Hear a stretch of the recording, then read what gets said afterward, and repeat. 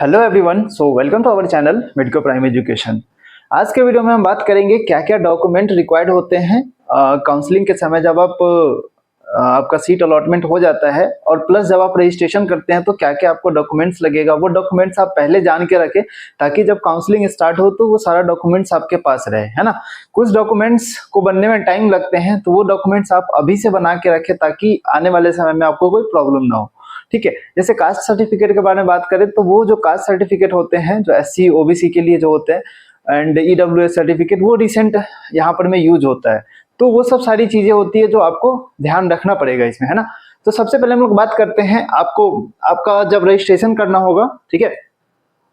जो काउंसलिंग होता है नीट यूजी का, उसमें आपको स्टेट काउंसलिंग और ऑल इंडिया काउंसलिंग के थ्रू आपको सीट अलॉट होता है।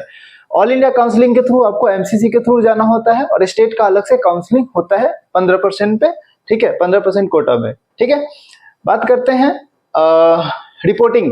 उसके बाद काउंसलिंग होने के बाद आपके पास क्या होता है, रिपोर्टिंग करना पड़ता है। रिपोर्टिंग कब करना है, जब आपका अलॉटमेंट लेटर आपके पास होता है, और उसके बाद उसके साथ साथ और क्या क्या डॉक्यूमेंट्स लगते हैं वो डॉक्यूमेंट्स आपको जानना पड़ता है। ठीक है, सबसे पहले बात करते हैं रजिस्ट्रेशन के समय आपको क्या क्या डॉक्यूमेंट लगेगा। आईडी प्रूफ लगेगा, आधार कार्ड, जिसमें आप पैन कार्ड भी दे सकते हैं। उसके बाद एडमिट कार्ड, जो आपने नीट 2025 के लिए एडमिट कार्ड आपने दिया था, वो एडमिट कार्ड लगेगा। उसके बाद रजिस्ट्रेशन, जब आप नीट 2025 के लिए आप रजिस्ट्रेशन किए थे उस समय आपका कंफर्मेशन पेज जो डाउनलोड आप लास्ट में किए होंगे, वो कंफर्मेशन पेज आपको नीट पड़ेगी। नीट 2025 का स्कोर कार्ड आपको मिलेगा आफ्टर द रिजल्ट। ठीक है, कास्ट सर्टिफिकेट आपको रहना चाहिए। जैसे कि ओबीसी के लिए, जनरल के लिए कोई कास्ट सर्टिफिकेट नहीं लगता, ओबीसी के लिए यूज होना चाहिए।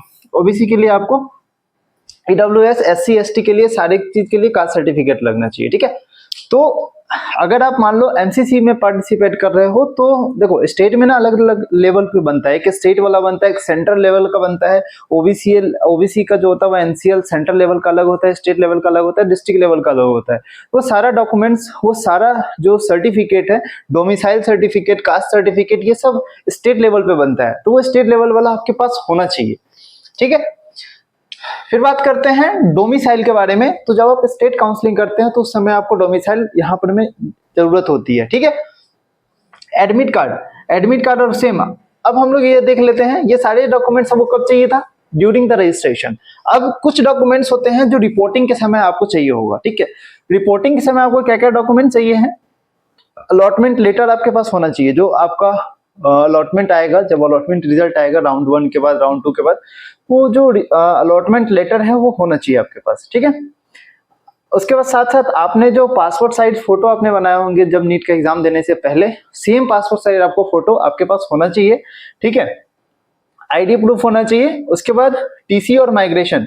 ठीक है, ट्रांसफर सर्टिफिकेट और माइग्रेशन सर्टिफिकेट, आप जो लास्ट जो स्कूल आप छोड़ के आए हो उसी सेम स्कूल का, ठीक है, माइग्रेशन सर्टिफिकेट। कुछ लोग होते हैं जो दूसरे कॉलेज, मतलब कुछ दूसरे कोर्स करके भी यहाँ पर में नीट का फॉर्म भरते हैं। तो जहां से आप लास्ट एजुकेशन आपने डिसकंटिन्यू किया था, वहां से आपको टीसी और माइग्रेशन आपको नीड होती है। ठीक है ना, तो वहां का आपको यूज होगा। ठीक है, उसके बाद आपको क्या यूज पड़ेगा, कैरेक्टर सर्टिफिकेट। ठीक है, सेम इसी तरीके से जहां से आपका टीसी लिया है, 10th एंड 12th का मार्कशीट यूज होना चाहिए। उसके बाद सर्टिफिकेट काम आएगा आपका, है ना। फिर उसके बाद बर्थ सर्टिफिकेट। ठीक है, बर्थ सर्टिफिकेट कब रिक्वायर्ड होता है, जब आपके मार्कशीट पे कोई मतलब डेट ऑफ बर्थ आपका मेंशन नहीं होता, तो आपके पास बर्थ सर्टिफिकेट काम आता है। ठीक है, कास्ट सर्टिफिकेट आपको बता दिया। बॉन्ड सर्टिफिकेट, ठीक है, अब ये बॉन्ड सर्टिफिकेट ना आपका अलॉटमेंट आने के बाद आपका बनता है बॉन्ड सर्टिफिकेट। ठीक है ना, तो अलॉटमेंट आता है, उसके बाद कॉलेज के नाम पे जो कॉलेज का अलग अलग प्रोस्पेक्टस होता है, उस प्रोस्पेक्टस में उसका फॉर्मेट होता है, तो उस फॉर्मेट पे आपका बॉन्ड सर्टिफिकेट बनेगा। लास्ट है स्कोर कार्ड। स्कोर कार्ड जो आप, वही है जो नीट के लिए आपको स्कोर कार्ड मिलेगा। उसके बाद है गैप सर्टिफिकेट। गैप सर्टिफिकेट कोई स्कूल वाले बना के दे देते हैं, लेकिन अगर नहीं बनता है तो आप कोर्ट में जाके ये गैप सर्टिफिकेट आप बना सकते हैं। ठीक है, डोमिसाइल के बारे में बात कर ले तो डोमिसाइल सबसे ज्यादा इंपॉर्टेंट है। अगर एक भी डॉक्यूमेंट इसमें से नहीं रहा तो आपका एडमिशन रुक सकता है। ठीक है, तो अभी जो रिजल्ट आने से रिजल्ट तक का जो वेट आप कर रहे हो, इस ड्यूरेशन में अगर आपको एडमिशन लेना है तो पूरा ये सारा डॉक्यूमेंट्स आप रेडी रखो। ठीक है, ताकि कोई प्रॉब्लम ना हो लास्ट में, है ना। बाकी अगर कोई भी काउंसलिंग से रिलेटेड हेल्प पड़ती है तो हमारे दिए गए नंबर पे आप कॉल करो। ठीक है, उससे हमारी टीम आपको पूरी तरीके से हेल्प करेगी।